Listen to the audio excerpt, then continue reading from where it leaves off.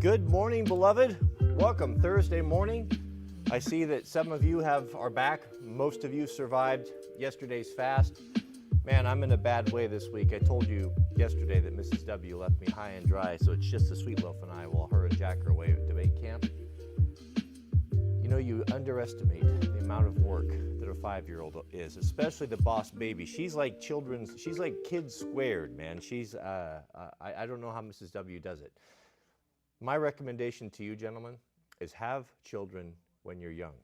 It's supposed to be 71 degrees today, a beautiful day, and I am very excited. Now, I went back, did a little work on ye old lantern. We had some problems yesterday. I don't know what happened, but I got it going again.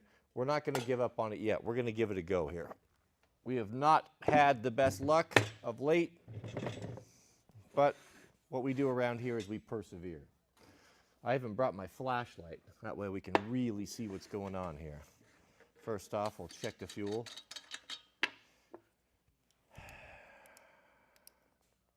Let's see. Oh, perfect. We don't need to add any fuel.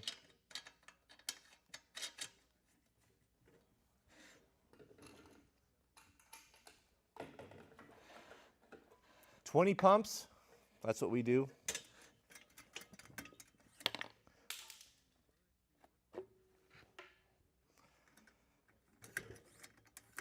But this is stiff all of a sudden.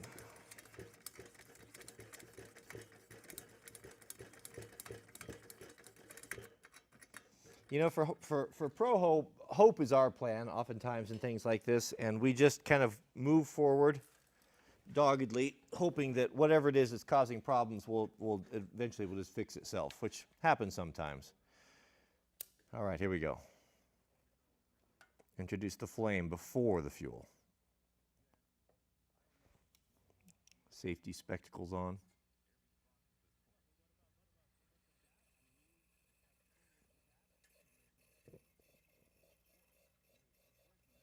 Come on now.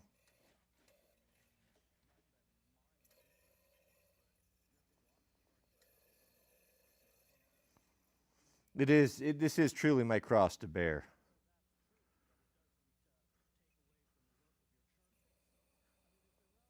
I trust this almost as much as I trust that feral cat. Mama Kitty, for all the years we've spent together, she's not, I would not call her a tame animal.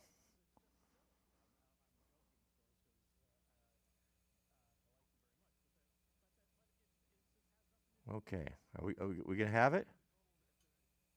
Okay, I think we got it. If this catches anything on fire, please let me know.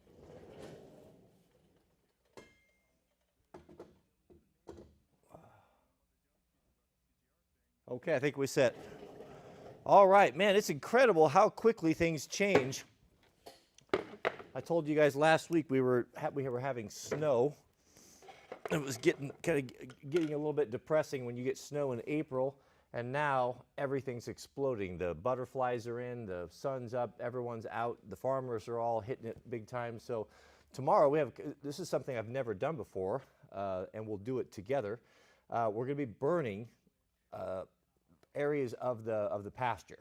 I didn't even know this was possible. My neighbor down the road, they're like 4th or 5th generation in the valley. I noticed that they were burning, and so I gave them a call. I'm like, "What are you guys burning? Why are you burning around the fences there?" So what happens is their fences always look really beautiful. The grass grows perfectly. Mine's all full of weeds and sticks and all sorts of brush and things. Well, every spring, like right now this week, right after the snow melts, they burn along all the fence posts and down into the road ditch. And what that does is that burns all of those, the weeds and the bushes and the brush and all that stuff. And I thought, man, what a clever idea. We were actually, I was just going to, this week, I thought, well, I'm going to take the excavator in there and start pulling all that brush out of there and piling it up. It was going to be like a multi-day thing. I'm going to do just like they did. We're going to get the drip torch out there and the fire trailer, and we'll see how it goes. So I've never done that before, but I have done prescribed burns. But what a solution. They didn't seem to mind that a few of their fence posts caught on fire. They just had a little hose there and just knocked them down, and everything just went perfectly well. So I'm looking forward to that. I'm going to try that myself. So smart. Those old farmers, man, those ways. You know, they've got so much to do. They're always looking for an easy solution to a problem, and boy, oftentimes they have it. We have a new member, Mr. Jason Hooker. Welcome, welcome. Glad to have you here. Shout out to Jason. And Almost Homesteading is back. Good to see you as well. Almost Homesteading writes, now that I have a KLR 250, what extra parts do I need? That's a very good question. So I'm going to assume that you've got all the mechanical issues sorted out. I know I'm not the expert on those KLRs, but there's some common things that go wrong with them. And just go on the forums and find out. But let's say that that's all done. What I would look at first would be an oversized tank. You want to have a big tank. It's really difficult to carry fuel on a motorcycle. It's really difficult unless you want to just put it in your pack. And you know, I just don't have any room in packs. Everything that I tried to do is very lightweight and very minimalistic, and just to try to strap on a fuel can is really, really problematic. So the best way to go about that is to get yourself a good oversized fuel. Also remember, there's nothing that makes a professional homeowner happier than having a brand new set of grips. That's something, I don't know, I see guys that will run grips for 10 years, and I'll replace grips multiple times a year. You got to remember that as the contact between the human, between you and this machine, that is, you know, it's not something to take lightly, to take something that's 40, 50, 60 horsepower, an angry bear of a machine over difficult ground. You want to be able to control it. You want to have mastery over this thing, or it will master you. So those points of contact are important. Hands, feet, mainly, you know, those things you want to have. So always get some good grips, get a big tank on there, get some good tires. You know, a lot of guys run DOT approved tires. I find those DOT approved tires, they're really horrible off-road. I just run knobbies. So find something that will kind of be a little bit on, a little bit off, but there's not too much more than that. You want to carry some equipment around. So one thing a guy's probably going to want is a pair of saddle bags or maybe a tank bag. So I would look at Moscow Moto or Giant Loop. Moscow Moto's in White Salmon, Washington. Giant Loop is in Bend, Oregon. Great companies, and they have all sorts of really cool things for that bike. But man, you are stoked. That's a really cool bike. That I would like to have one of those, a KLR 250. That's it. It's pretty much ready to go. Just go out there and ride. Out there and ride. As far as safety equipment goes, it's kind of hard to get started sometimes. If you, let's say you just went and bought a moto, you're getting excited about this, and you're getting a dual sport. Like, okay, I'm going to do this, and you don't have any riding equipment. Well, it's it's hard to get into because you just forked out so much money for a motorcycle, and then you got guys like me telling you that you need to upgrade all this and change the tires and this and that. And then you've got your personal equipment, you know, pads and chest protectors and helmets and all that. I would tell you this, if nothing else, there would be 3 pieces of equipment that I would wear. The other stuff can wait a little bit, but there are 3 things that you cannot wait, and that is get yourself a good helmet. Go get a Klim, K-L-I-M, F3. It's a good value. It's a good helmet if you want an off-road helmet. Then you're going to get yourself a set of good boots. Make sure you get some good riding boots. Protecting your feet and ankles and shins is very important. You have to remember that when you're trucking off-road in your brand new KLR from Facebook Marketplace, your feet are down there in the rocks and the cut-off trees and the brush and the sticks that kick up, and there are a lot of bones in your feet and ankles, and if you break those, you know, that's really a problem. The recovery can be really difficult on that. It's just not necessary. So do not ride off-road without a really good pair of motorcycle-specific boots. And then a good pair of gloves. I mean, that's really where you need to start. Helmet and goggles, gloves, some decent boots. And one thing you can do is you can go off to some of the sites, and like what Brian does, is he hits the sales. So if you go to Rocky Mountain Off-Road, places like that, they usually have a sale or a scratch and dent section on their website. They'll have a lot of things out there that are an off color or just wasn't really popular with people, and you can buy it for a steep discount. So that's one good way to kind of get into it and save a few bucks. We have a member message from our friend Tony Bologna. Welcome, Tony. Shout out to you. Tony's been with us for 4 months, and he says, cleaning the over-cluttered shop.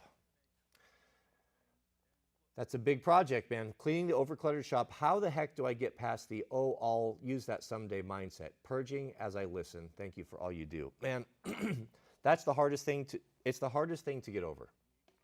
It's the hardest thing to get over. What he's talking about is, in the last couple episodes, we've been talking about the importance of every man to have a place of your own, a workshop, excuse me, a workshop, a place where you can get away. Workshops, home shops, gardens, whatever you have to do. I don't care. It doesn't have to be anything big or remote. You can just have a single car garage. A man with a good shop that he likes to be in saves marriages. It does. It gives you a place. It gets you out of the house. Just because you're married doesn't mean you want to be together all the time. You need to have some time, a place to get away that you enjoy being. And as I've said before, I'm a huge advocate. Spend some money on it. Take some resources from the family. Explain to your wife, hey, this is important to me. I spend a lot of time here, and I like to, you like to work in a nice environment. You don't want a kitchen that doesn't have all the modern appliances and the nice things, so that your job is easy. The same thing for you. You need to do that as well. So you don't have to spend a lot of money. We're not like women. We have to interior decorate everything. We're happy to have wood and steel. So just do what you need to do. If you've got been putting off hanging up that drywall, that'd be a good time as any to learn a little drywall taping. You can do that. It's not a problem.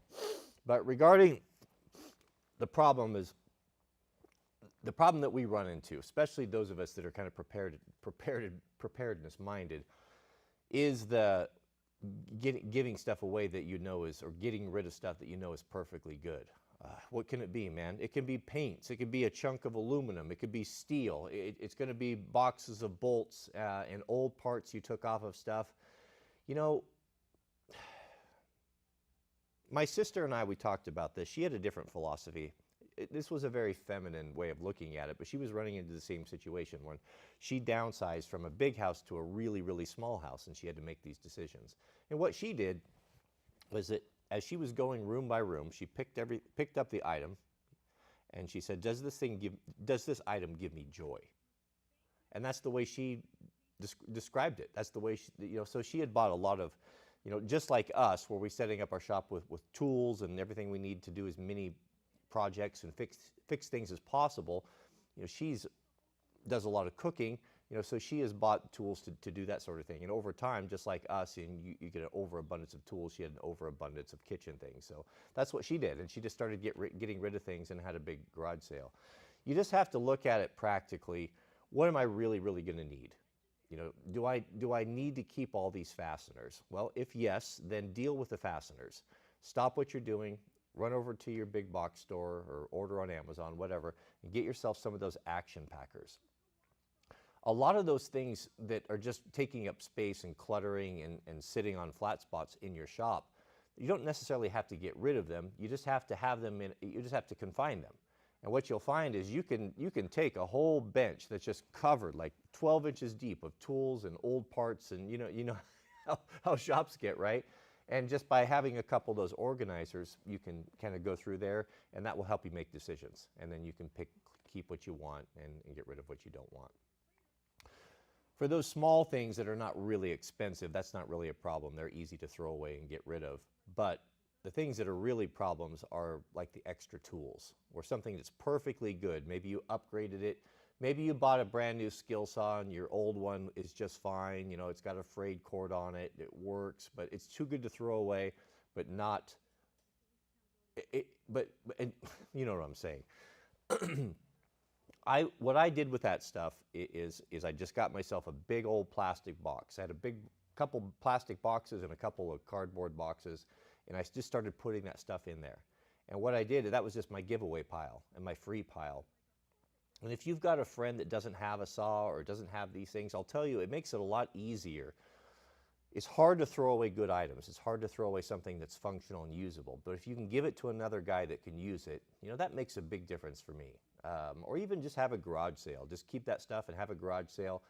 Mark it to move it on, just get it out of your life. Just think about it. I don't need multiples of all these things. If you use a skill saw once a year, twice a year, you don't need 3 of them. And that's what I found that was really taking up a lot of space, is just multiples. Because I got one from my granddad and I got one from my dad, and what I did was when I took those things, I looked at it and like, okay, I'll pick the best one, the one that's going to be last the longest, the best quality, and the rest of them I'm going to send them down the road and just get rid of it. And what you'll find is that you think you're going to miss out. And there's going to be opportunities where you throw something out, and sure enough, you'll have a project that you'll need it. You're like, oh man, I had that. You know, I knew I had that, and I threw that chunk of angle iron away, and it's just what I needed. That will happen occasionally, but nowhere near as much as just the peace of mind and the joy that will come from walking into your work area or your space that is clean, tidy, and organized. So just let the stuff go, man. Let the stuff go. If you need to keep it, come up with an organization system, get those stackable dividers, and just keep moving forward. But putting that stuff in the box, that's kind of a maybe. I think it's okay to have a maybe box as well to revisit, kind of helps. If you can get that stuff away and you start seeing you're getting traction and your shop is looking good, that idea of cluttering it back up with the maybe stuff, well, it kind of has its own wisdom. So just keep doing it, keep going, and just get rid of the stuff you're no longer using. We have a super chat from our friend Dr. Prepper, shout out to you, who writes, I got a new RV trailer. Have you thought about outfitting something like this as an alternative energy housing? Volcano, earthquake, wildfire. Yeah, that's, you know, that's kind of our plan with the camper. We have a camper for that very reason. And I thought for a while, Dr. Prepper, that was really the best way to go. I thought, okay, so the ultimate bug out vehicle for Proho is going to be having an RV, right? Because we're used to using them. We take them out. There's plenty of storage. You can put a lot of stuff in there. They're completely self-sufficient. They've got their own power system. A lot of them have got solar. You've got water, heater, bathroom, food, everything in a turnkey deal, right? Everything is perfect. Well, I've since changed my mind on that, because with the economy getting bad, one thing that's happening to here as well as probably pretty much everywhere is there's literally shanty towns that are being set up in country properties, DNR land, even national forest where we're at. There's actually dudes up there, and they're not, the guys that I'm seeing are not the typical homeless bums. These are just people that just kind of fell through the cracks, that were paycheck to paycheck, and they were really on the margins of society, and something happened, an injury, loss of a job, divorce. A lot of guys are a divorce away from living in their car or living in an RV. This is just a sad fact. And the problem is that there's not a lot of safety nets for guys. There's a lot more for girls and women. So this is starting to develop, and I spend a lot of time up there, and I'm seeing these guys. And when I see them, I always try to stop and talk to them if it's convenient. You know, I see you're living up here, and how's it going, and you know what's going on. Well, the last guy I talked to, I actually gave him a ride down to town. He was telling me about all the people that were living up there, and I was asking him, so you're in a camper and this and that, and he's like, yeah, I'm in a camper, but I'm going to be switching to I'm trying to get a tent. He goes, a tent's a lot better than a camper. I thought, how's that? I figured just the opposite. And he said, well, if you don't have the inputs, if you don't have money for propane, you know, he took his camper up there, and then his truck broke down, and his truck got impounded. You know how once you get in the system, it's hard to get out. So now he's up there, and he found it to be quite unlivable, because he had to worry about it freezing. If he wasn't able to get propane and keep the thing heated, all the pipes would freeze and split, and just the complexity of it and just the requirement for power and inputs is something that he just doesn't have up there, and it becomes a problem, a liability, having that. So, yes, there's a place for that, but you need to also know your limitations. You know, what happens when you run out of propane? What happens if it's wintertime? Can you keep this thing from freezing? And once it freezes and splits, then it's broken, and nothing's going to work. So I can kind of see that. So for a short period of time, maybe a week, 10 days, I could see an RV, and that would be with the plan that you're going to be eventually coming back to your home. But if you're looking at something long-term, like having to spend a winter or a summer on a piece of land, squatting, or on your own land that you bought, you know, saving money, waiting to build something, I think that a wall tent is actually a better option. Goodness, I'm not myself today. The Sweet Loaf, I was up with her all night last night. So what I'm getting ready to do when we move, you know, we're probably just a week or two from moving down to the new location for the live stream, or as soon as I get the tent, I'm going to be getting one of these tents, and we'll set that up together. I'll do a series of videos for you guys and kind of talk about this. And I'm going to be really interested to kind of spend a lot of time in it this summer and get the stove in there, and we'll learn a lot. And I think that that's a more viable option, to have a really solid bug out location or bug out option. One, it's going to be something that will fit in a bag. You know, a big wall tent, even a 16 by 24, can fit in 2 big duffel bags, and that can be thrown in the back of an SUV or your pickup. Camp wood stove is pretty small, you know, and with those 2 things right there, you're pretty well set up. You know, maybe you throw a couple cots in there and some bedding and maybe a little camp table, Coleman camp stove. But you can cook on your wood stove, you can boil and heat water. It really is a good option. I spent a lot of time in those wall tents growing up in our elk hunting camps, but I've never lived in one more than about two or 3 weeks. So I'm interested in doing this. I think that this would be a good option, and it's a pretty affordable way to go. But yeah, good idea, Dr. Prepper. It's not bad, but I'm just trying to learn from experience. There's actually guys up there living in them and lived through the winter, and they had a lot of problems for the ways that I laid out. Oh, is there a way to bump the audio up? Yeah. Sorry about that, gentlemen. Probably raise the mic up a little bit. Yeah, audio here. Give me a second. Audio. There. Test, test, test. Check, check, check. I can also raise it right here.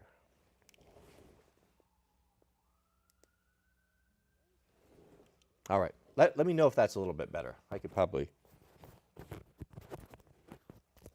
raise this guy up as well.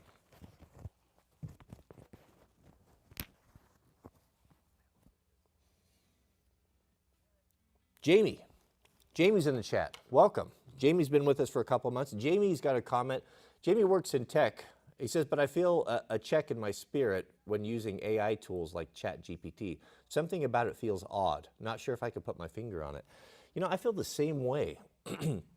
My buddy Brian and I talked about this. What he's talking about is he's got an uneasy feeling when working with the AIs, ChatGPT and such. I had that exact same thing, almost kind of like an uncanny valley. Is it uncanny valley is a term I learned that is, I guess it's the revulsion that is felt, or it describes the revulsion that is felt when you see something that is humanoid or human-like but not, like an android or a robot. Something about that is off-putting. A lot of us have experienced, I guess it's like Uncanny Valley with that General Dynamics robot dog. Do you remember the first time you saw that thing walking around and then the guy going over and kicking it and it getting its balance? When I saw that was eerie and creepy. It was the first time I'd ever seen anything like that. And it gave me that kind of that Uncanny Valley feeling.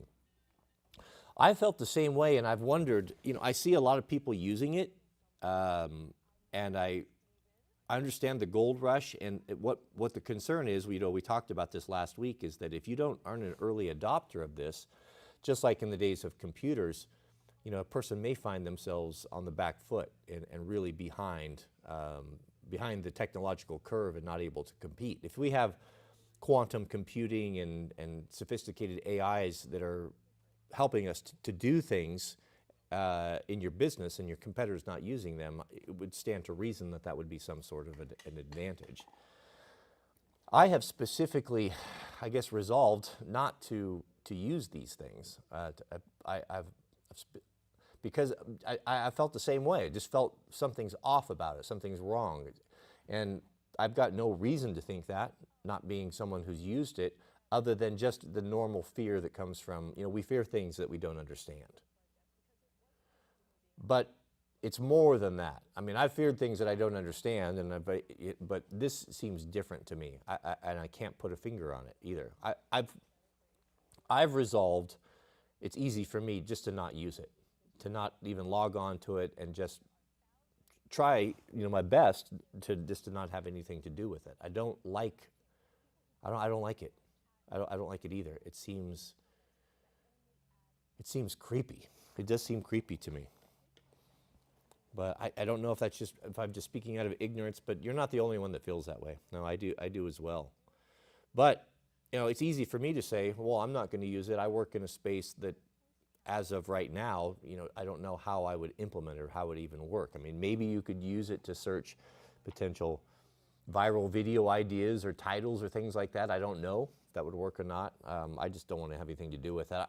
I'm kind of going to operate on the principle that, or the premise that if everyone's using it, it's going to be very common, then the thing that will be valuable is the thing that's rare, and that will be a thinking person. A thinking person using their own creativity and their own mind will stand out and be different. And maybe, I don't know. We'll see. It's hard to know. It's hard to forecast.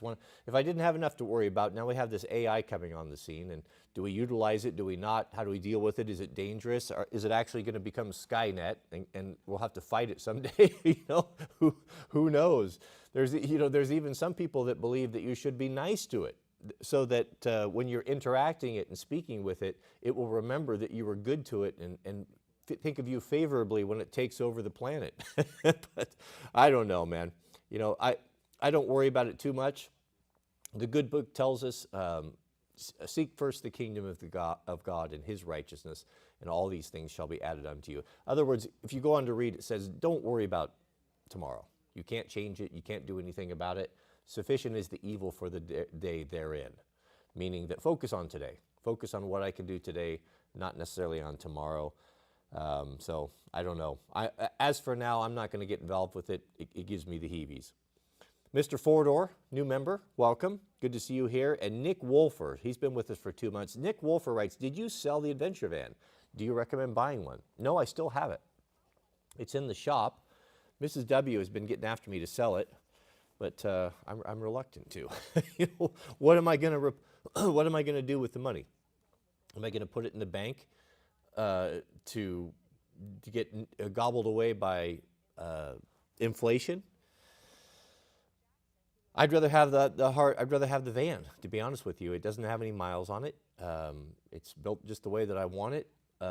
It's always going to have the value that it has. Those things are always in demand, and I'd rather have that than cash. So I don't have any plans on selling it.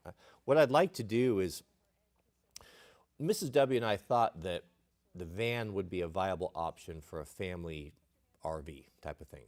And what I realized with van living is that it's not suitable for any more than 2 people, to be honest. When you start getting little kids or try to get 3 or 4 people in there and seating, it's very tough, and it's not very enjoyable. And when you don't have a bathroom with little kids and stuff, it just did not work out very well. It was something that would be perfect for a single guy, perfect for a couple, but not ideal for families. So that's why we went with a camper. So what I'm kind of thinking with the van, I hate pulling a trailer around. And Jack and I do a fair amount of traveling around for snow biking and dirt biking and stuff.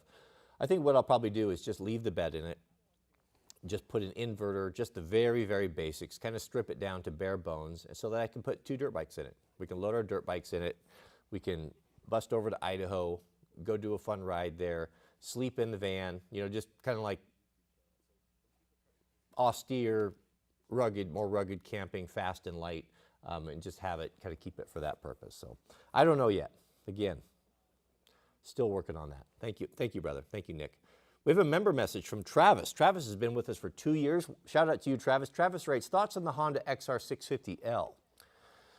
This would be my first motorcycle, and I really like the utility of the dual sport. That's the one that I would buy personally. And probably,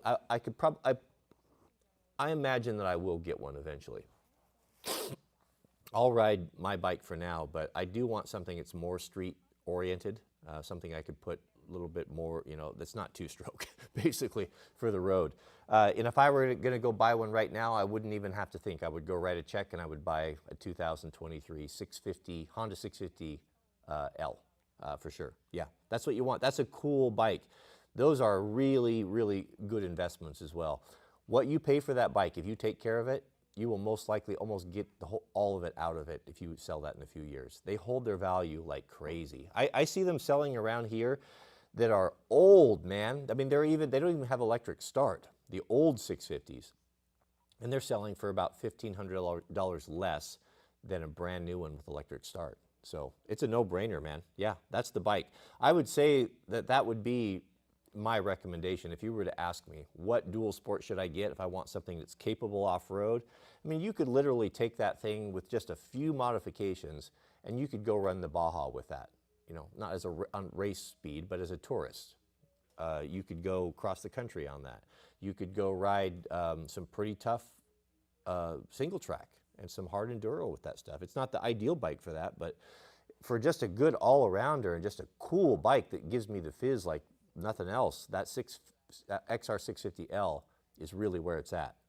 I would move, if you want one, if that's on your short list, I would move quickly on those, because with spring coming on, those are going to be gobbled up. Every dealer that I know only orders like one of those, if they order them at all, and they just go immediately.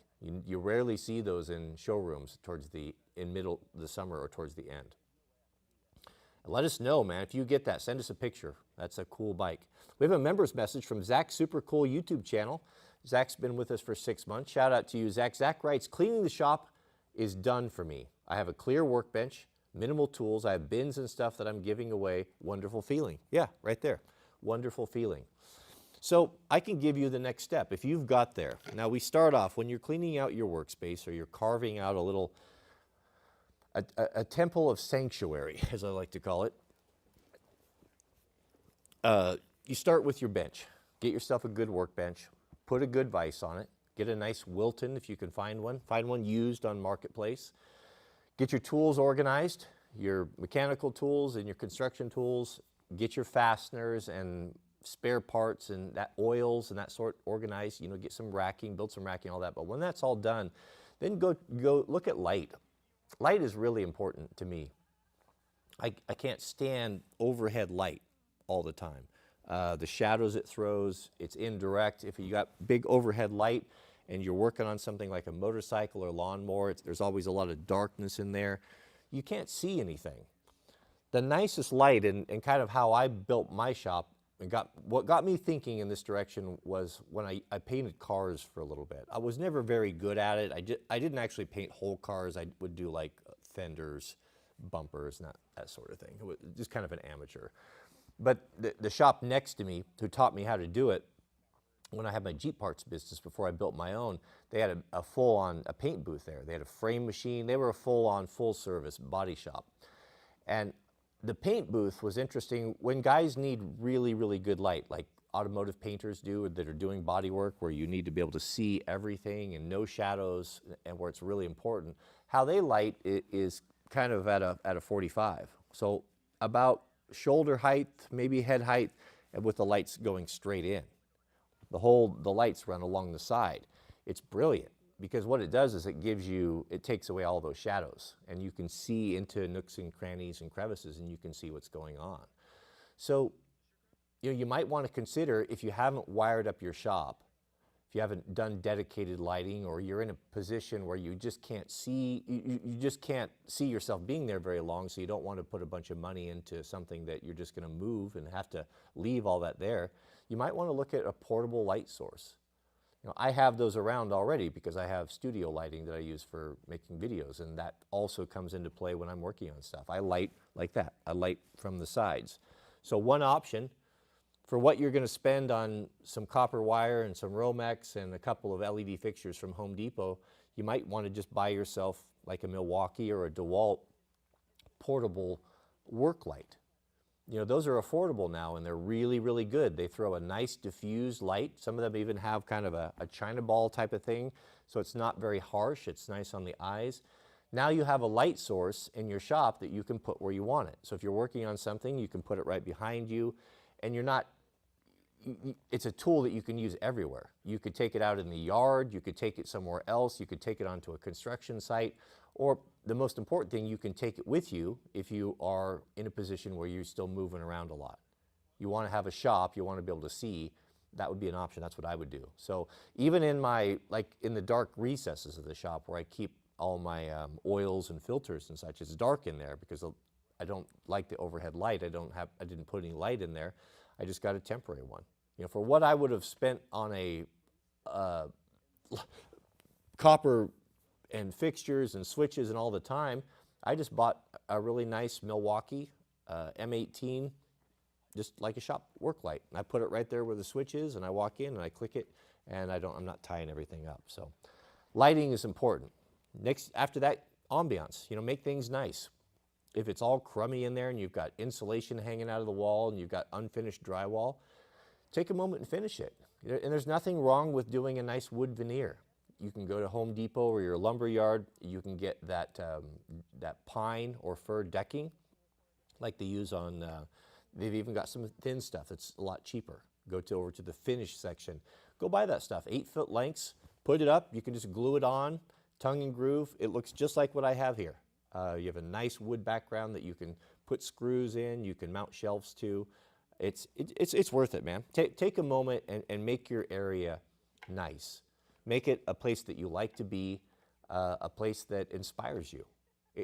If you're working in trash, if you're working in garbage, then all that goes into your work. You deserve to have a decent place, and you make it so. Zach's super cool YouTube channel says, just change the sway bar links, clean the shop. Yeah, it's those projects like that, changing the sway bar links, like on a Jeep. Normally, that would be a burden for you, right? Because you look at your shop and you can't even pull I'm assuming you have a Jeep or something like that. You can't even pull your rig in there, most guys, because you don't even have the room. Maybe the wife gets hers in there, but you certainly don't have it because you got bikes and strollers and toys and all that stuff. So you end up working out in the garage, outside in the gravel, and then you don't know where your tool's at, and the whole thing is just a burden. It's not very enjoyable. It's a whole different thing when you have a nice work area. You can pull your shop in. You know where your tools are. You got your jack handy. Yeah, makes all the difference. It's one of the joys of life, having a nice workspace. Goodness, Mr. Ford, or a $40 super chat. That'd be Shout out nice. to you. Goodness, thank you, brother. He says, R8, rate my Proho. Okay, here we go. This is our first time rating four-door. This is where I rate your Proho, how you rank as a professional homeowner on a scale of 1 to 10. Four-door's he's 26.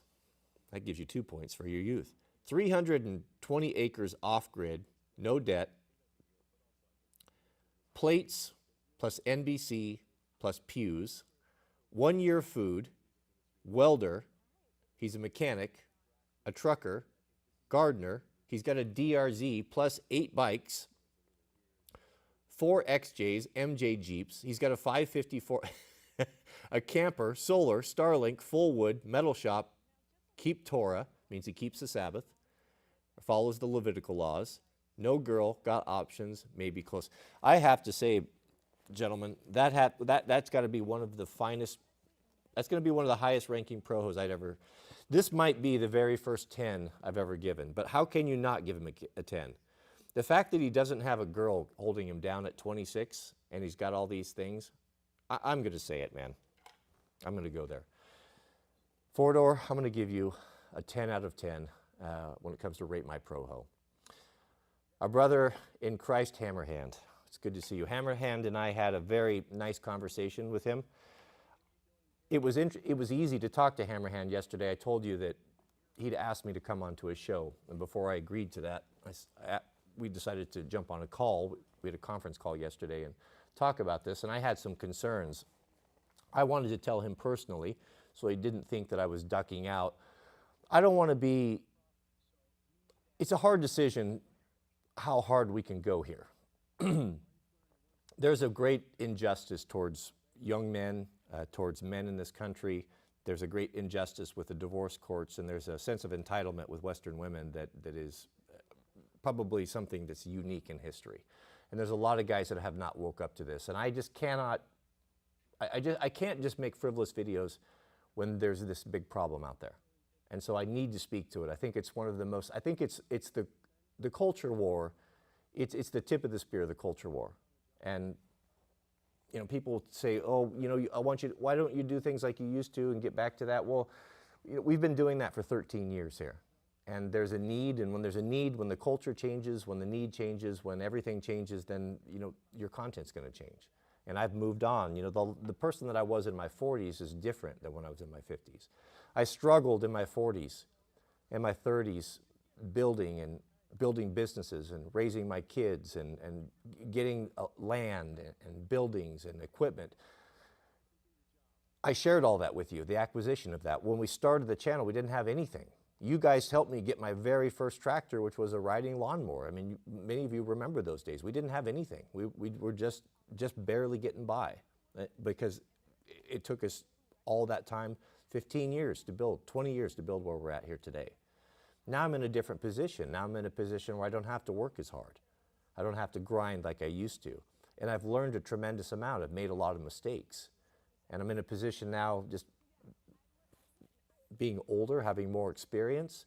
And when you reach 50, 55, you want to do different things. And for me, it's really developed an interest or a desire to share what I've learned, to share my experiences, and to encourage people. Not to mention, help out the young guys that are drowning out there, thinking that they're alone, that have gotten bad information from their grandparents, from their parents. They wonder why things aren't working. Why is everything that I was told wrong? Why did my family lie to me? And there's a lot of people that are getting depressed and ultimately deleting themselves. This is happening. I'm hearing about it more and more all the time. So I have an audience. I have a mandate here. We have a big channel. I have an obligation to God and to you and to myself to help as many people as we can and to enjoy it while we're doing it. I'm still doing these things and enjoying it, and I bring you guys along the best I can, but the content's going to change. There is a lot of need, and just having a place where we can get this truth out, where people can realize, especially men, that they're not alone, is important to me. And I like what Hammerhand's doing. I like what Undead Chronic is doing. But what we talked about yesterday was, is it a good idea to do this? Those guys are on the tip of the spear. How many channels have they had deleted? They're very controversial. Is what they're saying true? It is, but there's a lot of people not ready to hear that. So what we discussed yesterday was the possibility of me going on his show and whether that be a good idea. And ultimately what it come down to, yeah, I could do that, but it's going to come at a great cost. It's going to come at a great cost because now that paints a bullseye on this channel. And it's very likely that we go down that road or go too hard on this, that everything will get shut down, and then what do we have? I told Hammerhand, it would be one thing if I was a single man. If I was a single man and I had a lot of options and I wasn't tied down with obligations of family and also have to look after the safety of my family, because getting involved in that space also comes with consequences. Now you have the eye of Sauron on you. I'm already having to deal with a lot of security issues with my own family and concerns just from where we're at now. And the more I delve into that manosphere, the more problems we're going to have. So, that's what we were talking about. And, we basically came to the conclusion that it's just not worth it. It's not worth it to go over there and do that as much as I'd like to talk with him and to share these things because it just brings too much attention on us. We got to work the best we can with what we have. And will that change in the future? We'll see. I don't know. But I would very much like to stay in touch with those guys, and I like what they're doing, and I will support it the best that I can. Thank you, brother. Let me return the kindness. He says, you are more appreciated than you know. I appreciate that. I certainly do. I certainly do. And I'll look forward to returning the favor on your next stream. Thank you for hanging out and supporting us here, brother. Mr. TP Project, shout out to you. We have a super chat. He writes, howdy, I'm 24 and I got out of the Navy a year ago. So he just got out of the military, working in oil field production now, married with a son, and wondering how can I get myself and family back into church, not ran like businesses. Man, the state of the current Western church is deplorable. I get you. I don't know. I think that the church was kind of on its last leg before COVID. I'm not saying God's church as a whole. I'm just saying that just the traditional organized church. When they started accepting that tax-free status, that was a very clever ruse by the government. I don't know who was behind that, but to get them on that government tit and make them beholden to the government, it paid big dividends for them. Now they have control over them. These churches and these pastors have become very, not all, definitely not all, but too many, have become very comfortable with that tax-free status. And what I see is that keeping the organization going, keeping the jobs of the clergy, keeping the status that comes with all of that, and the money coming in is more important than teaching the true Word of God. And how do I know that? Have I been to all churches? Well, I know that. We all know that because the way that they folded up like a cheap suit during the COVID lockdown, when they just followed the party line and just very, very few of them pushed back. That was an eye-opener to a lot of people, a lot of devout people, a lot of devout Christians, that the church has no spine. It's got no balls. And if they fold and they capitulate, these pastors, under such a small bit of pressure, what do you think they're going to do when true persecution comes? We're not going to be able to count on them. So there's a lot of people, just like you and just like me, that was already kind of on the looking for an alternative to these weak, powerless churches, and that was the final straw. So I don't know that going back to your local church is necessarily the best thing. I think that the home church and the small organizations, that's really where it's going to be in the future. I would, before I went back, I would, I don't know, TP, I don't know enough about your situation. The church not ran like a business. I guess you're just going to have to go in. If you live in a rural area or urban area, there were a lot of pastors that continued to meet secretly. There were a lot of churches in this area that just kind of had to go underground.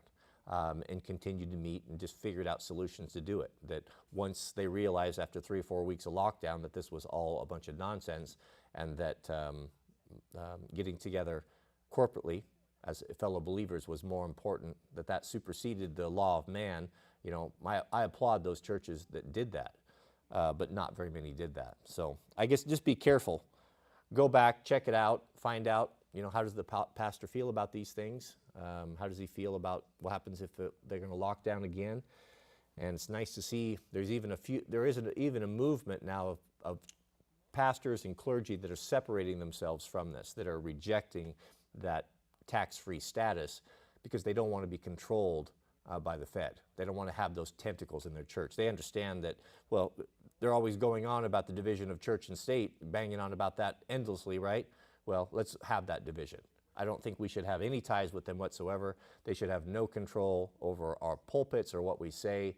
And by accepting that tax-free status, then you just have tentacles that you don't need. If your God is so weak that he can't compensate for losing some tax-free status, if the organization can't function on its own independently with God at the head, then I don't know what to tell you. We have a super chat from CivilDad00 who writes, "Have you given up on the Coleman lantern?" It's burning up. It's burning right there in the background. I would like to give up on the Coleman lantern, the death trap that it is, but no, we actually had a successful lighting today, and it's back there burning. So, no, I'm going to keep struggling on. Thank you, brother. Appreciate that. Aviator 2000. He says, "What year pre-owned XR650 do you prefer, if any?" Now, someone's going to have to go look this up, but there is definitely one you do not want, I promise you. And that is the one that doesn't have electric start. I have a friend that I lost contact with him, but we were friends for years. And he rode one of those big 650Rs, the big race version. And this was before they had electric start on them, so you had to kickstart them. Now that's 650 cc's of a single cylinder Honda power. It is no small thing to be kicking over. Now, if it works perfectly and it's functioning and you keep up on it and do your maintenance and adjust your valves, et cetera, learn how to do it, that might not be a problem and you're a decent sized guy. But you let that thing start acting up or having carburetor problems, or you dump it over in the creek and foul it, or you're going to kill yourself getting that thing started. My buddy actually has permanent hip damage and arthritis and all jacked up in his hip joint on his right side, and he's completely convinced that it's a direct result of kicking that infernal 650 over because it didn't have electric start.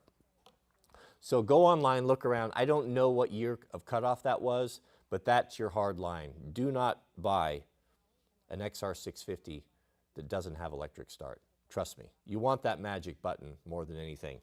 Poor Brian, of our warband rider, there's one of us that has a kickstart, and that's Brian. He's got an XR250, an older one, with no electric start, and he suffers.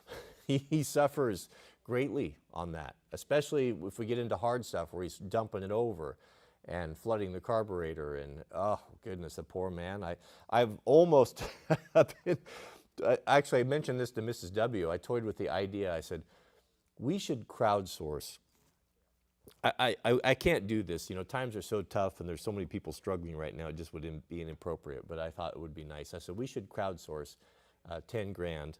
I'll throw in a couple myself and surprise Brian with a brand new electric start, or a good used, new used, for probably 6 grand, 7 grand. We could get a pretty nice used 10-year-old KTM or Husky or something, 2-stroke that's got electric start, and surprise him with it. I wish I could do that. I would do it if I didn't have all these building projects going on. We have a member message from Mr. George Lopez. He's been with us for 3 months. Shout out to you, George. Goodness, he says, today is my 10-year wedding anniversary. How does ProHo celebrate such an occasion without an option of a vacation? How do you celebrate the 10 years? That's a good accomplishment. It really, really is. 10 years. Mrs. W and I are coming up on 20 years. How do you celebrate it? You know, I guess I don't know about your relationship with your woman, but as for Mrs. W and I, you know, to be honest, we enjoy the little things. Just to do something together, it would mean more to her. Let me just put it this way. It would mean more to her than going and buying something expensive at a store or flowers or all of that, to make some sort of a sacrifice in that of just giving my time, of going and doing something together. When you've been together with a woman for 10 years, there are things that you just develop over those 10 years that you enjoy doing together. It might be, you know, I remember Mrs. W and I, you know, we would go down like on a Friday night sometimes to a little dive Mexican place and go down there and have fajitas, and both of us, you know, share a big margarita or something like that. Whatever it is that you like to do, or you go for a bike ride, or you go on a mystery date to the thrift store and you each have $100 or something like that. You know, whatever that is that you guys like to do, that you enjoy doing together, just go and do that. Taking some time off, you know, what I'll typically do on a day like that is that, let's say it falls on a Tuesday. You know, I have a routine that I've always done. You know, I get up and I go out and I shop and I make content and do my chores and all that sort of stuff, and just kind of a routine that we get into. To really put a point on it to Mrs. W that she's my priority, that she's importance. On a day like that, on an anniversary, that's a very special and important day for women. It means a lot to them that you consider it and think about it. Take the day off of work if you could, or take the day off early, or come out half a day early and have something all planned.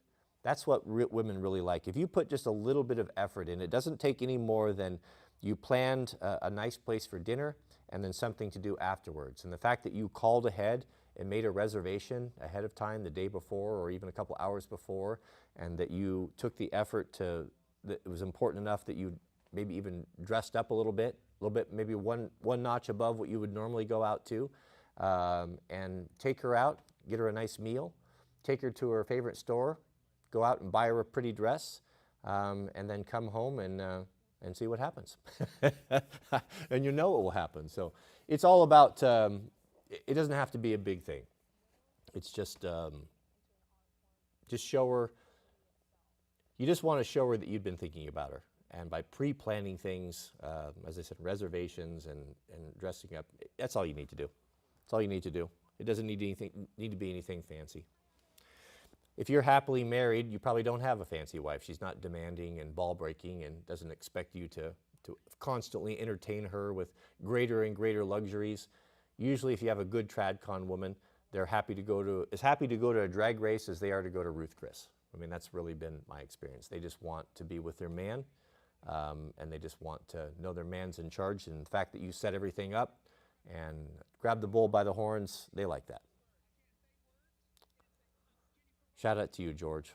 10 years, that's a great accomplishment. It really is. There's many here, and many men across the world that have not been able to do that. Not always by their fault, but nonetheless, great accomplishment.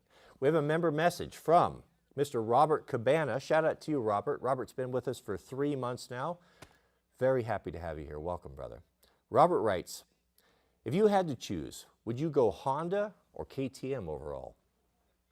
Looking into getting my first, and these are the two brands I've heard a lot. Yeah, those are the two best brands. I mean, as a whole. What I don't know, I have to assume that you're talking about off-road. They're both so good, man. I mean, the reason why I side with KTMs, there's two reasons. KTM makes a two-stroke, and Honda does not. And for when it comes to moto and hard enduro, mountain woods riding motorcycles, and the type of things that I like to do, the two-stroke is the king. There's nothing that compares. So for that very reason, I'm locked into it. And once you get into an ecosystem or a type of bike, you know, there's a lot of complexity to it. There's a lot of systems on it, the fuel system, the exhaust system, the brake system, the controls, all these that you need to learn, and you need to keep things in adjustment, and there's just a lot going on. And once you learn one system, then you can transfer it to other bikes, and it makes it a lot easier. And now you're stocking oils and filters that will work on both bikes. There's even some parts that can be changed back and forth and swappable, and you just get used to them. You know how to work on them, you know what makes them go, you know what makes them start, you know what they like, what they don't like. So with that being said, I would choose probably one and stick with it. It's just a whole lot easier. Filters, etc. Now, which one? They're both excellent. If we're going to be talking about four strokes, you know, whether you buy like an XCW or whichever the street legal versions are in a 450 or like a 450 Honda, the L, I mean, that's a beautiful bike as well. And just kind of the general feel around here of guys that ride a lot are both are good.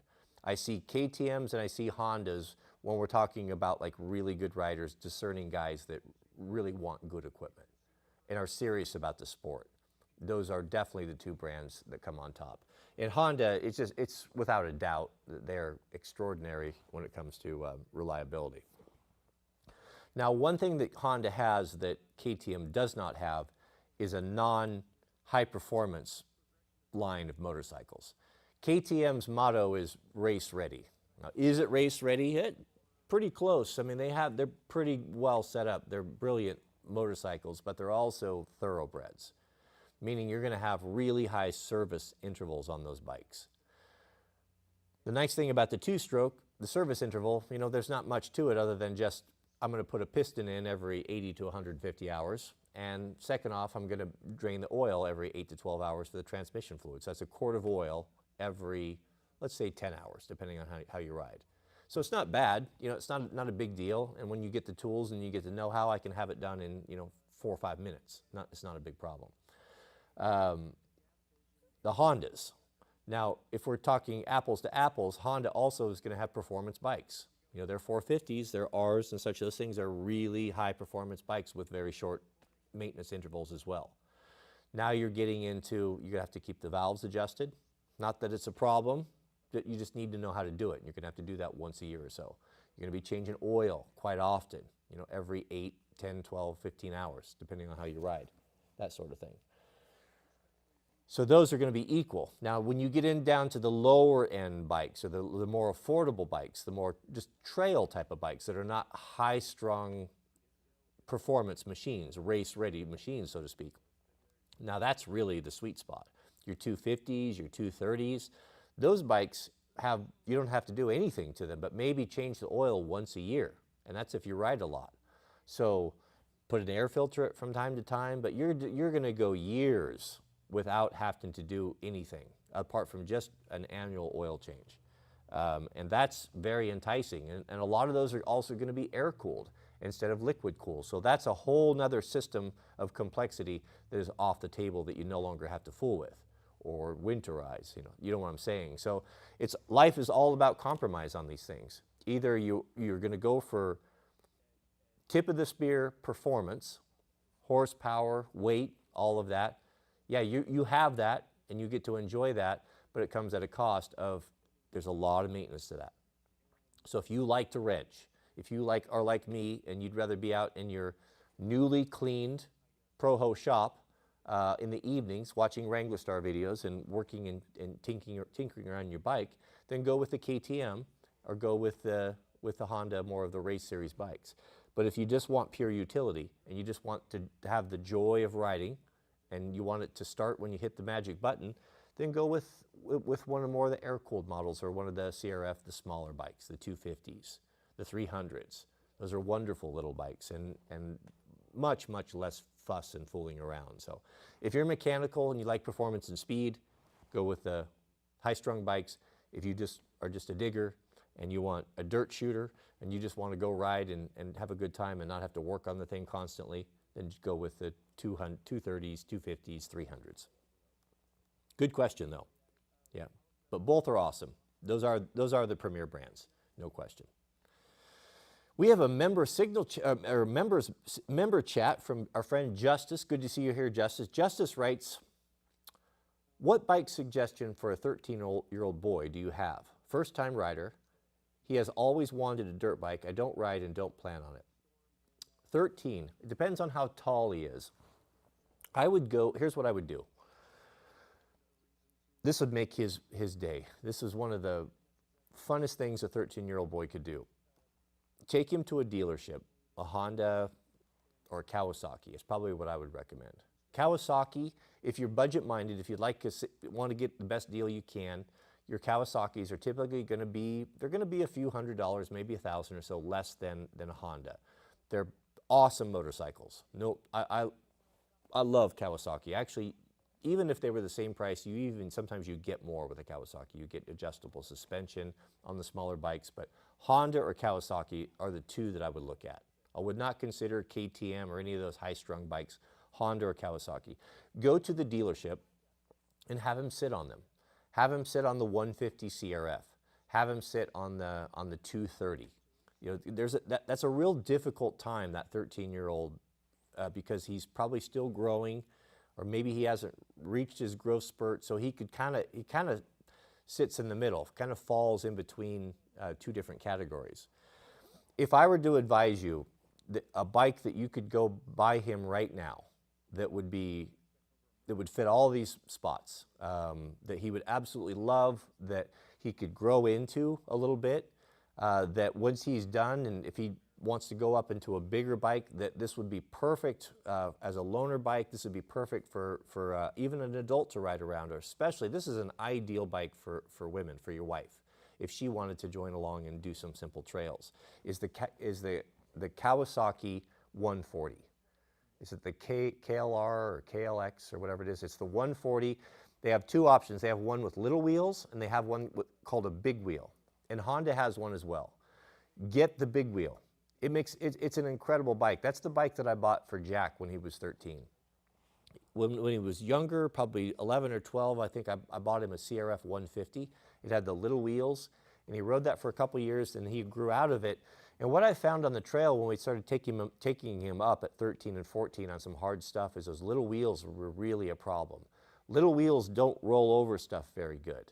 They hit and stop, where the bigger wheels roll over stuff a whole lot better. So the nice thing about it is you can get that 140 with the big wheels on it. It's the same size wheels as my bike. So it's the classic. It's an 18 in the back and a 21 in the front. So it sits up higher, but it's still low enough where he'll be able to touch the ground. It has a beautiful transmission in it, a very low tractor first gear, so he can, if he has to climb something it's difficult, he's not going to be intimidated. It's very manageable. The clutch is very easy to use. It just ticks all the spots. It is a beautiful little motorcycle, and it's everyone's favorite around here. It's constantly being ridden. It's being borrowed. People use it to teach girls on. They use it to teach boys on. it's a fabulous machine. It's actually my friend Peter.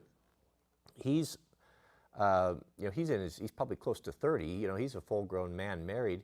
He's a shorter guy, but he's riding it. He's going with us because he didn't know how to ride motorcycles, and he wanted to participate and come along and learn how to do it, eventually get one of his own one of these days. But he's on it, and he's a full-grown man, and he's having a great time, and he's going everywhere that we can go, and it's an awesome machine. So as far as the best value, best bang for the buck, justice for your 13-year-old, go to the Kawasaki dealership and look at the 140. Make sure you get the big wheel, the 18 and the 21. And then look online, see if you can find one used. They're going to have electric start. They're going to have all the modern stuff. They have great suspension for what they are. I love that bike. It's absolutely a great bike. Honda makes a competitor to that as well. So I'm not as familiar with it, but it's the same thing. I've seen a test between the two, and they're nearly identical. But whatever that is, I think it's a 150 big wheel, CRF. Both are good. Goodness, we have a super chat and new member from TJ. Must be nice. Shout out to you, TJ. TJ writes, what Bible? I would like to buy a hardcover, little text experience. I've heard there's different versions, no church, just some home studies. Keep up the great work. Upstate New York here.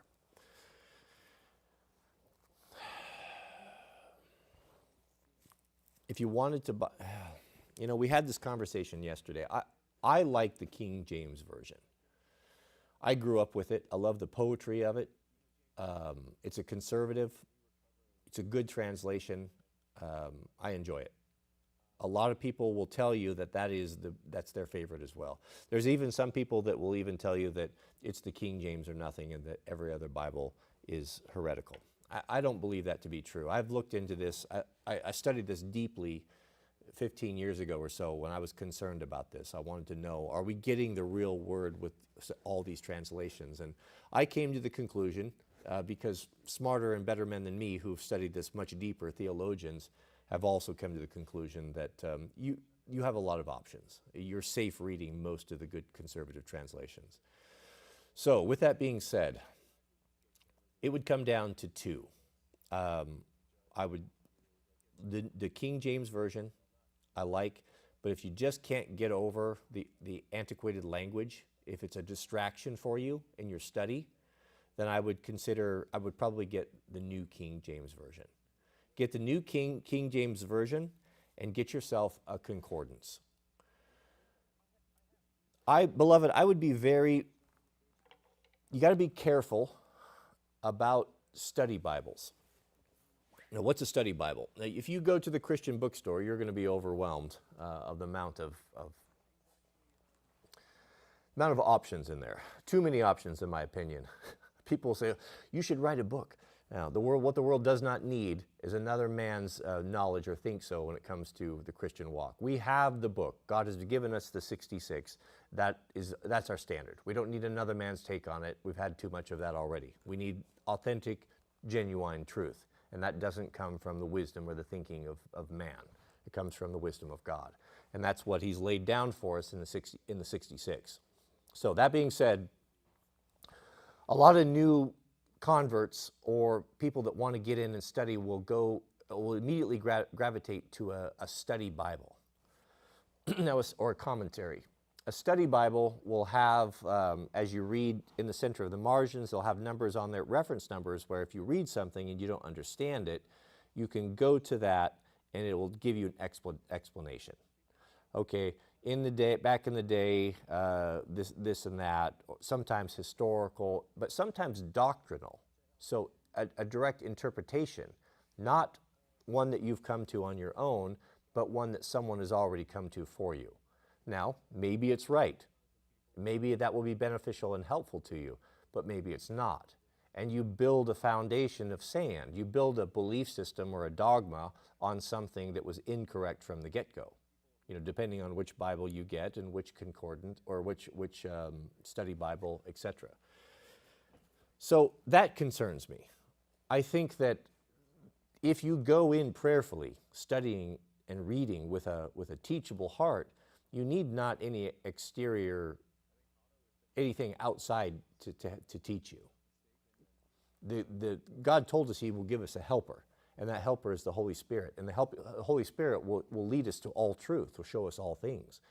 So it's actually be quite nice to go as a first-time reader without any preconceived notions, without any old, antiquated, or wrong dogmas that you picked up from family or your grandparents or your church, and to be able to go into it open-minded and see it for the very first time, and with the guidance of the Holy Spirit, come to your own conclusion and come to the truth that God wants you to know. How refreshing would that be? Can you do that if another man is spoon-feeding you? Or a theologian who thinks he understood something is explaining it to you and taking all the work out of it. You're not thinking, you're just like, oh, you just read it and then you move on, that's just the way it is. Well, maybe it is, maybe it isn't. So I have concerns about that, and I avoid those things.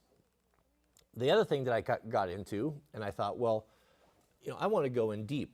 I've read through it. There are many things that I understand. There's some things I don't understand that don't make sense to me. So how do I find out? Well, then you'll find out about concordances. So every single religion, organized religion that I know of, most of them are going to have their own volume of books. 10, 12, 15 concordances, as they call them. And one concordance may cover just the book of the first books of the Bible, the Gospels. And in there is going to be an exhaustive explanation of practically every single word and what it means. And again, this is all interpreted by other men, theologians that may or may not have got it right. But the problem with those things is you can read them and you can learn a great deal. There is a tremendous amount of truth in there. But I also have concerns about errors being in there. And it's easy to see this as the standard or as the repository of knowledge, and that, of course, because it's in a book, everything is true, and that's not always the case.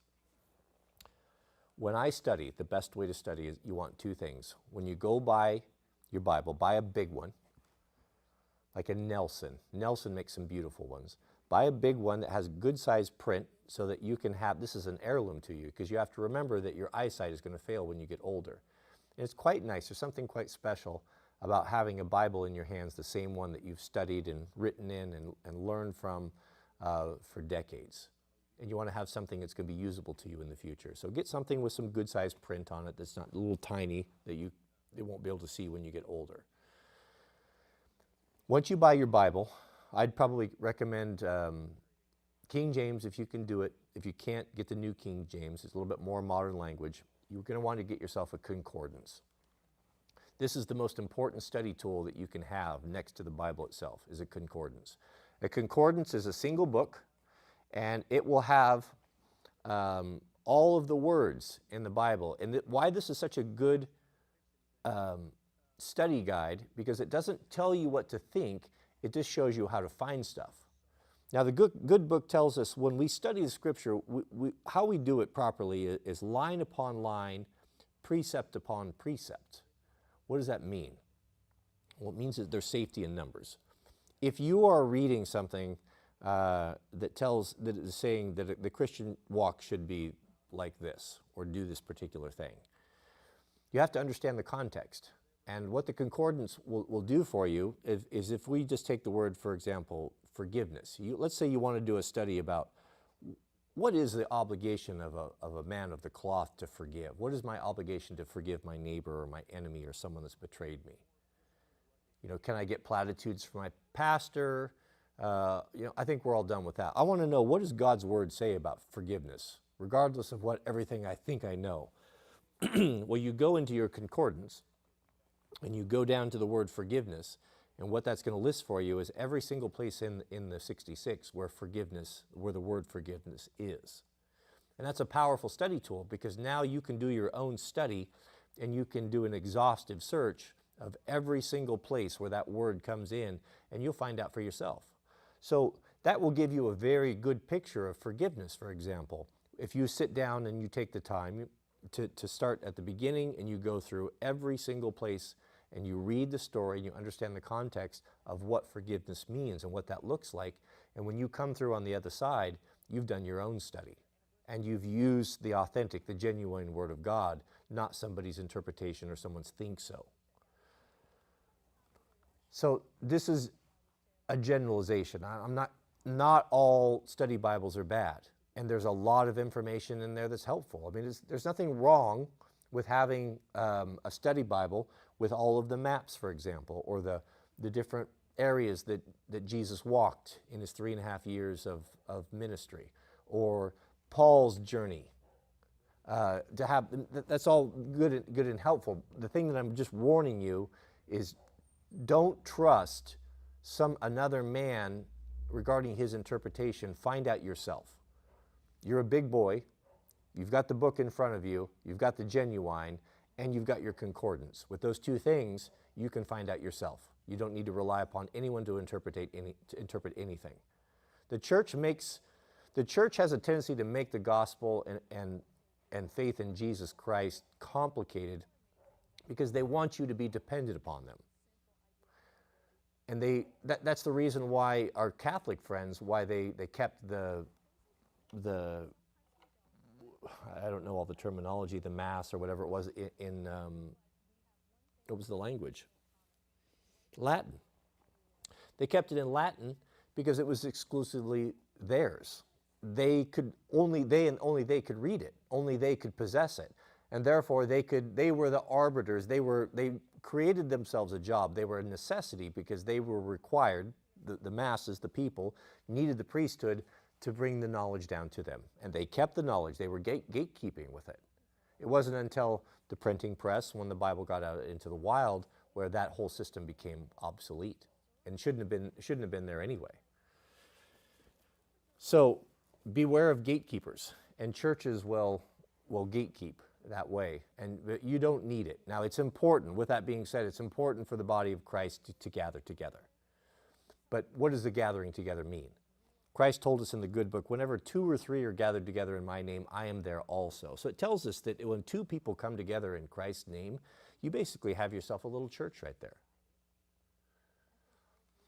Now, it's very tempting for those of us who enjoy our weekends and don't particularly like sitting in a dank, old, dusty, tired, old, powerless church full of a bunch of eunuchs. I get that.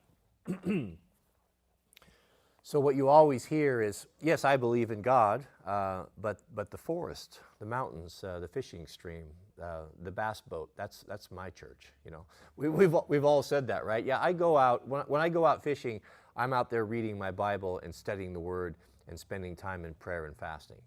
No, we're not. We say that, we make that excuse so we don't have to go to that dank old dusty place. And it is terrible. I don't blame you for not wanting to go. Most of them are. But God tells us whenever 2 or 3 are gathered together in my name, that I am there also. Meaning that it doesn't have to be a big to-do. It can be a small group of friends. It could be you and your neighbor that get together. You know, that could be your church. And I think that as persecution comes, and we're not experiencing, God's people we're not really experiencing persecution like what we could expect. Yes, I have to deal with being openly mocked and online, and people hate and comments and all that. But is that really affecting me? Is that something that is a real hardship for me? No, it's not. But there will get to be a point where something, I believe, will happen, an event, whatever it may be, but the Christians are going to be the scapegoats. The powers that be, the adversary, will focus a light on the Christians, and he will point a finger and say, it is they, it is them. They're the reason why you're having all these trouble. And the majority will turn upon the Christians, and we will experience true persecution, just like we have many times in the past. That's going to be true. You know it's going to be true. Look at the persecution that came from those that were pro-vax. Look at what they said and what they were willing to do and what they recommended to be done to those who decided not to be. They were enemies. They even said we should put them in jail. We should lock them up. There were even celebrities that called for their death, that they don't have any right to live, that they should be exempt from the medical care system. They were like rabid dogs. They turned immediately. And even then, they did all of this when there really wasn't a great threat, but just the fear of one, the thought that there might be one. Do you think that if they were to think that you were that you were to stand in the place of the non-vaccinated. The Christian was to be blamed for whatever hardship was taking place. Maybe there's a plague, who knows what. God could do anything. He could allow the adversary to unleash all manner of wickedness upon this planet, and we will be fingered, in my opinion, as the ones that are responsible for this. And if they can get rid of us, then the people's problems will be over. So that will drive the church underground. And we will not be meeting in the big buildings openly in public. It won't be safe to have a church parking lot full of cars because there will be people that will come in and try to disrupt this. So I think that's kind of where we're getting. If people got too comfortable, if we all got too comfortable with our padded pews and our entertainment and our coffee bar in the lobby of our mega church, that may be an offense to God.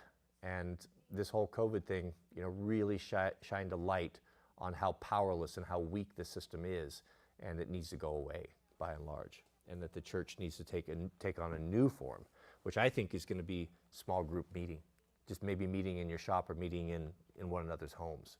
That's how it's going to end up, in my opinion. Good question, though. Yep. Thank you, TJ. Get yourself a concordance. Buy that stuff. It's fine to go buy yourself a nice, if you want to buy an heirloom a Bible that you're going to have for a long time, a hardback or like a Nelson leather, you can go buy that new, treat yourself with that. But when it comes to a big concordance, those are all over the place used. So go to a used bookstore, buy one online, eBay. But concordance is just, it's not, you don't have to worry about, is it a good concordance or a bad concordance? It's just words. It's just going to be a concordance it's going to have all the words in the Bible. Just match the translation with your concordance. Mr. Justin Schweitzer, a new member, shout out to you. Welcome. Justin says, hey, Proho, have you checked out the Dirty Civilian YouTube channel? Actually, I did. I found their channel. Those two guys do some beautiful work. I found their channel when I was convalescing from that surgery I had, and they also advocate. They're preparedness kind of prepper guys, preparedness-minded guys, but they're younger guys, and they've been doing some content on setting up motorcycles for a bug-out vehicle. Yeah, really, really good content. They only had. I subscribed, and I haven't seen a feed from them since. I don't think they're putting up any content, but they only have like 3 or 4 videos. But a couple of them that they did they were really nice. I would recommend that. Yeah, he did a really good motorcycle video on him and his buddy that have set up a couple of dirt bikes really, really well. One of them did. One of them did not set up very well, the Honda, but the other guy set up a really good system. That was quite impressive. Yeah. They're putting out great content, homesteading all the way to CQB. Yeah, they are. And whoever's doing the editing and the filming, they put a lot of effort into those videos. They do some beautiful work. I think the reason why they don't put out a lot of content, because it probably takes them a month to film.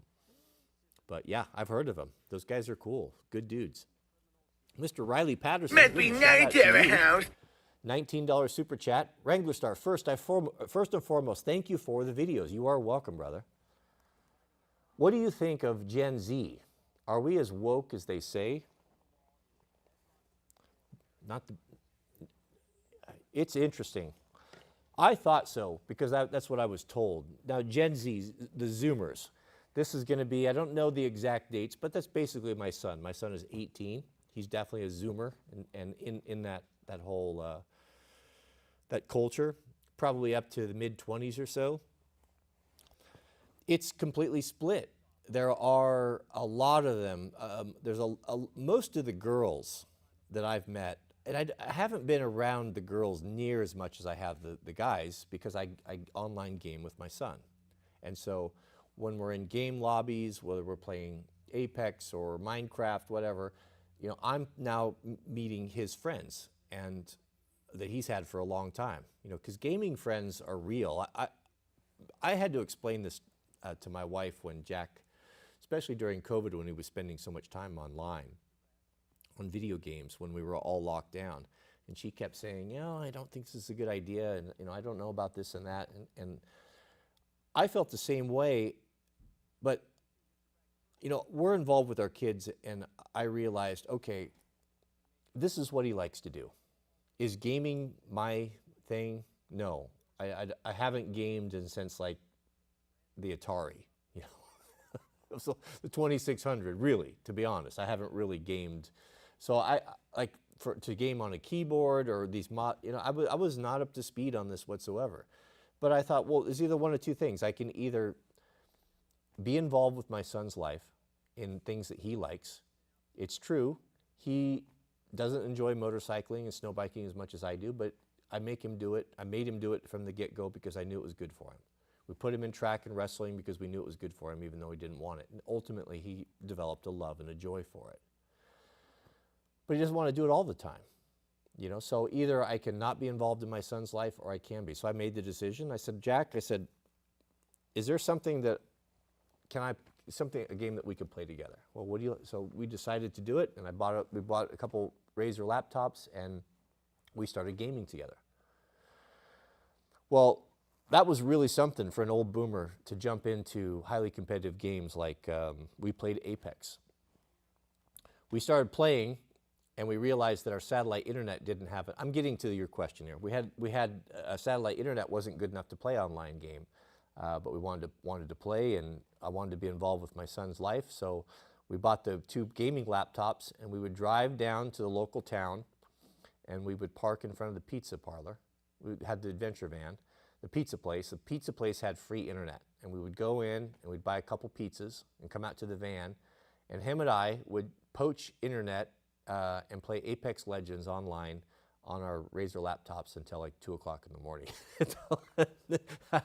We got so into it. But the point being is that I got involved with the young Zoomer boys, the boys that are in the gaming communities, and I listened to them and their vocabulary and how they feel and how they talk and how they feel about the world and how they feel about girls and how they feel about government. And it was very eye-opening for me and very insightful. This particular group is not woke at all, but just the opposite. I told Mrs. W, I said, man, I'm really shocked by what I'm hearing and the attitudes that I'm hearing from these young guys coming up. They get it. They realize the lie. They realize what the boomers did. They realize that there's not going to be Social Security.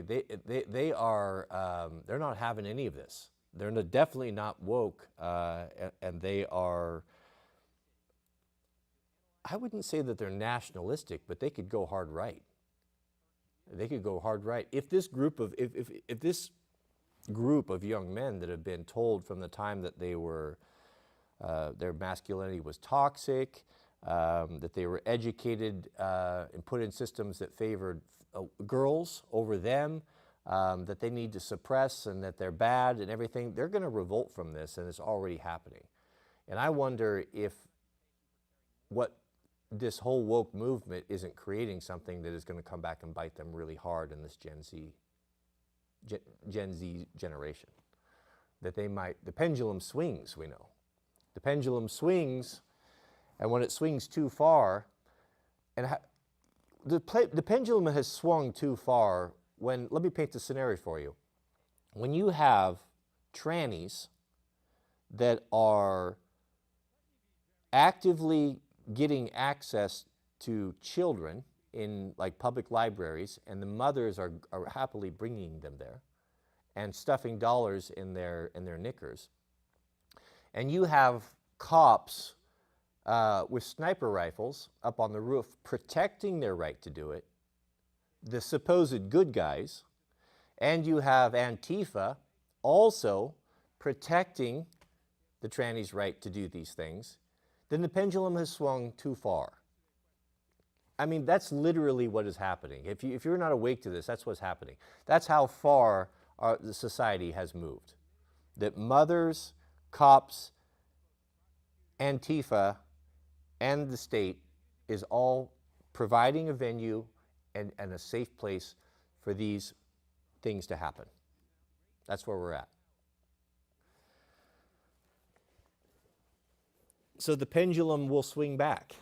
And the question is, how many of these non-woke Zoomers are there? And what happens when they decide to do something about it? I don't know. But there's also a lot of them that are on the other side, especially the women and the real feminized ones. But we will see. We will see. It will be an extreme movement in this country one way or another. And it might end up into a great clash. But I'm encouraged. These are good kids. The boys that, or the young men, they're not boys anymore, the young men that I have met that Jack has befriended and plays online with are I'm encouraged, I'll tell you that. Thank you, brother. Thank you, Riley. That was very generous of you. Mr. Stubby. Good to see you, Stubby, here. We have Super Chat. Stubby's been with us for 2 months now. Stubby writes, thank you, Cody, for your time and effort with these live streams. We appreciate it. Well, I appreciate you guys being here as well. I certainly do. And shout out to Overton for his work and the many hats he wears. Yes. We're going to need to do something nice for Overton. He's putting in a lot of work for this. I've been thinking about that. Mr. Overton and I have a call tomorrow. I'm going to set up with him to discuss a couple of these things. But indeed, shout out to Overton. Must be nice to have a house. A man like Overton behind the scenes. And Mr. James Grand. Welcome, James. Good to have you here. James says, will you make any chainsaw or logging videos soon? Yes, I will. Yeah, the snow has been off the ground for about a week now. And starting next week, actually this weekend, we're probably going to start pulling a lot of the stuff out and transitioning from winter to springtime. And there's a lot to do. We have a lot of fences to fix. We have some sawmilling to do. We have a big tent platform to build. We got a lot of projects to do outside. So I'm excited. We'll be moving a lot of the stuff outside and out of the shop. Got a new chainsaw that I'm hoping is going to be coming, a new 500i. And we're going to be doing, yeah, all that. We got a lot of that stuff to do. So field burning. We'll probably start with field burning next week. Yep. It's coming. Yeah, you know, it's been a long winter, and this is kind of the way it is. I could go outside. When I was younger doing content, I used to go out and shoot content out in the snow in the winter. And to be honest with you, I don't have to do it anymore, and I don't want to do it. I prefer doing small projects and maintenance stuff in the shop by the wood stove. Much prefer it when it's cold outside. But when summertime comes, spring, that's going to put us outside a lot. So we'll be out there. We got a lot of that stuff to do. Lots of that to do. All right, well, I'm going to head out, beloved. I'm going to end this a little bit easier, or a little bit early. I've got to, I got sweet loaf duty, and I'm really anxious to get everything set up and get this fire going before it gets too much drier. I don't want that to get away from us. And we kind of have like, as hot as it's going to get, we have like a 1 week window to do this while it's still safe. It's dry enough to burn, but not dry enough where it's going to jump the fence and take off and burn the neighbor's house down. So I'm going to get the drip torches out, we'll get the fire trailer out, all that stuff, and I'm kind of keen and anxious to get that going. So that's it. Goodness, thank you, beloved. Thank you for hanging out. I really appreciate that. Thank you for the middlemen, for all the work they do in the background, and for Mr. Overton. He puts in a lot of effort. For those of you who have dedicated your time and the super chats, we certainly do appreciate that. It means a great deal. Please pray for us. May God bless you and your families. We pray for you constantly. We sure appreciate you. We'll see you guys on the next stream.